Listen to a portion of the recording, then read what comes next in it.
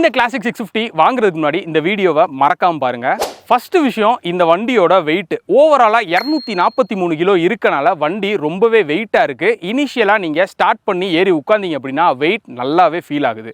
ரெண்டாவது விஷயம், இந்த வண்டியோட சேசஸ் இது வந்து ஷாட்கன் 650ல இருந்து பாரோ பண்ணியிருக்கனால கிட்டத்தட்ட ஒரு க்ரூசர் ஃபீலாகவே எனக்கு ஃபீல் ஆகுது.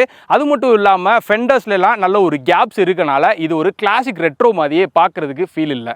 அண்ட் மூணாவது விஷயம், இந்த வண்டியோட சஸ்பென்ஷன் ரொம்பவே ஸ்டிஃபாக இருக்குது. ஃப்ரண்ட் அண்ட் பேக்கும் கொஞ்சம் ப்ரீலோட் அட்ஜஸ்டபிள் பண்ணியிருந்தோம் அப்படின்னா சாஃப்டர் சைட் போயிருக்கும், ஈஸியாக உட்காந்து டிரைவ் பண்ணுறதுக்கும் நல்லா இருந்திருக்கும். And last and final thing, இந்த வண்டியோட இன்ஜின் எந்த ஒரு சேஞ்சஸும் இல்லாமல் ஷாட்கன்ல இருந்தே அப்படியே எடுத்து வச்சிருக்காங்க.